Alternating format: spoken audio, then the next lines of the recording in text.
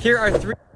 Okay guys, so today I'm going to be commenting as an Orthodox Jew on Drew Binsky's video, which he goes over the Jewish community in Brooklyn. It's only about a minute, so he doesn't have a lot to explain. So anything that he doesn't go over in detail or I feel that he misses something, I'm just going to add to it. Alright, here we go. Unique things about America's most religious community, the Hasidic Jews of New York.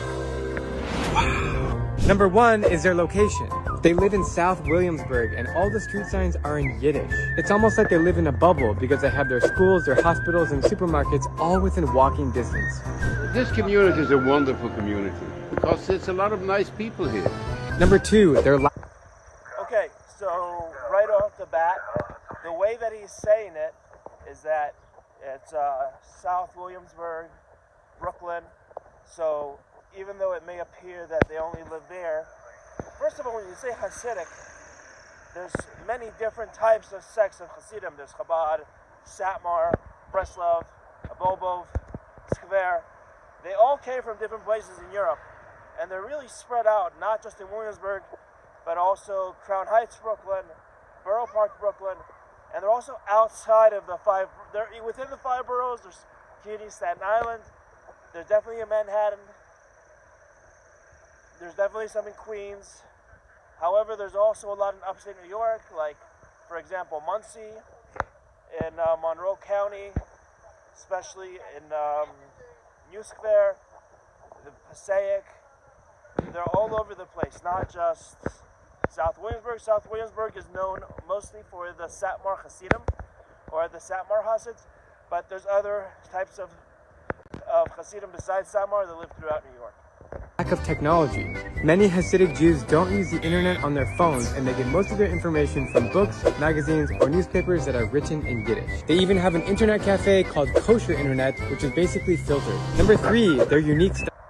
Okay, so now he's mentioning how they do not use technology as much as the internet.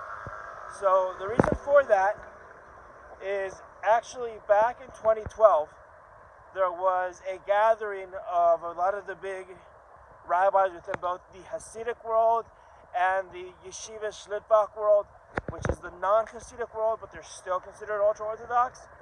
And they met at MetLife Stadium. I believe it was in May 2012. I was actually living in New York at the time. And they actually they agreed upon that the internet would be forbidden unless on certain conditions, and if used, it would come in the home because the internet can bring about bad influences. It is still based on their traditional clothing styles from the 18th century in Eastern Europe. Despite only living a few blocks away from modern and hipster New York, the Hasidic men can be seen wearing black coats and a big furry hat called a shtremel. On the other hand, women dress very modestly and cover their hair in public with a wig or a headscarf. I'd love to hear your thoughts on the Hasidic community. Okay, so he just went over something that's incredibly interesting about Hasidic Jews, which is, first of all, their dress. Okay, so yes, they dress like they just came out of 19th century Poland. And the reason why they dress differently is because there's a book of the Code of Jewish Laws called Shulchan Aruch, which in English from Hebrew means organized table or ordered table. And basically what it does is it says that Jews have to dress differently than non-Jews so that there can be a distinction. So therefore the way that they fulfill this is by dressing all black. Married women are supposed to cover their hairs. Hasidic women do it many times with a wig. And there's Middle Eastern and North African Jews would not do that. They normally cover it with a handkerchief. And one thing that he also didn't mention in the video is why is it that women wear skirts and not pants, and there's certain parts of the body that have to be covered. For example, the collarbones, the elbows, and the knees.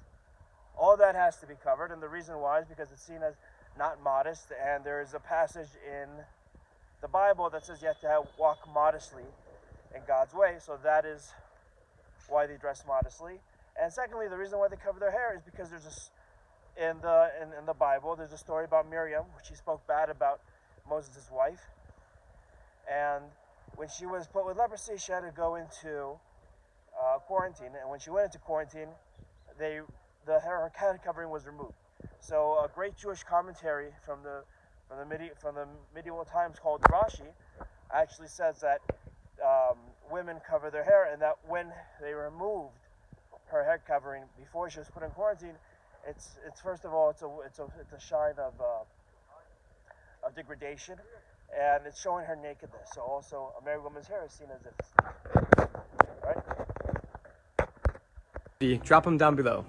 Here are Overall, it's a very good video from Drew Binsky. He did a pretty good job in about a minute.